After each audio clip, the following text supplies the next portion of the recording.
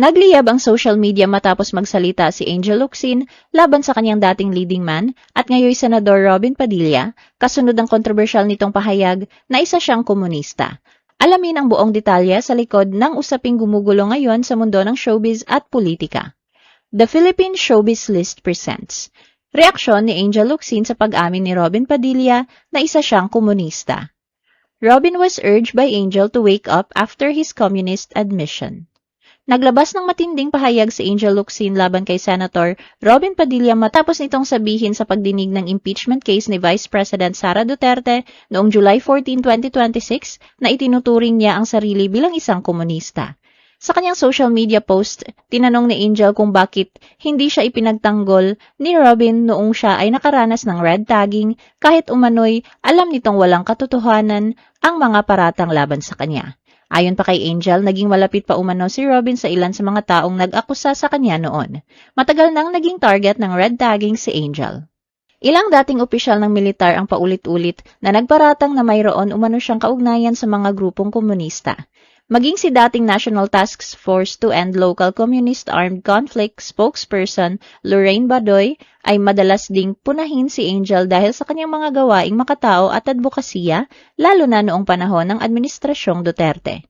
Mariing itinanggi ni Angel ang mga akusasyon at ilang ulit na ipinagtanggol ang kanyang sarili laban sa mga paratang. Sa impeachment proceedings, inilahad ni Robin ang kanyang pananaw kaugnay ng tinatawag na Operation Romanov, na aniya ay dapat tingnan bilang banta sa mga pamilyang namuno sa bansa at lumaban sa kilusang komunista, kabilang ang mga pamilyang Marcos at Duterte. Sa gitna ng kanyang pagtatanong sa opisyal ng NBI, sinabi rin niyang isa siyang komunista. Binalikan naman ni Angel ang panahon ng kanilang pagkakaibigan kung saan madalas umanong ikwento ni Robin ang kanyang naging karanasan sa armadong pagkikibaka sa kabundukan. Sinabi niyang natuwa siyang makita ang pagiging tapat ni Robin tungkol sa bahaging yon ng kanyang nakaraan. Gayunman, ipinahayag din ni Angel ang kanyang pagkadismaya sa ilan sa mga naging posisyon ni Robin sa mga isyong pambansa. Kabilang dito ang pananaw nito sa usapin ng West Philippine Sea na aniya ay malayo sa makabayang imahe ng Robin na kanyang nakilala noon. Pinuna rin ni Angel ang umano'y pagtatanggol ni Robin kay Kingdom of Jesus Christ founder Apollo Kibuloy na nahaharap sa iba't ibang kasong kriminal. Ayon sa kanya, mas inaasahan ng publiko na gamitin ni Robin ang kanyang posisyon upang ipaglaban ang kapakanan ng mga Pilipino, lalo na ng komunidad ng mga Muslim. Sa pagtatapos ng kanyang mensahe, hinimok ni Angel si Robin na pag-isipan ang kanyang mga paninindigan at alalahaning ang tunay na utang na loob ay para sa Diyos at sa sambayan ng Pilipino, hindi sa iisang tao lamang. Tinapos ni Angel ang kanyang mensahe sa panawagang magising si Robin at sinabing hindi pa huli ang lahat upang itama ang kanyang mga paninindigan. Robin received support from Romel after Angel's remarks. Naging usap-usapan sa social media si Romel Padilla matapos niyang i-share ang isang post ng netizen na bumabatikos kay Angel dahil sa kanyang naging pahayag laban sa kapatid nitong si Robin. Nagpahayag ang netizen ng kritisismo kay Angel na sinabing tila mas naging maingay ito sa issue ni Robin kaysa sa iba pang usaping kinakaharap ng bansa tulad ng pagbaha, katiwalian, at mga kontrobersya sa flood control projects. Ang naturang post ay ibinahagi ni Romel sa kanyang social media account at nilagyan lamang ng maikling caption na #RealTalk. Robin clarified his communist declaration.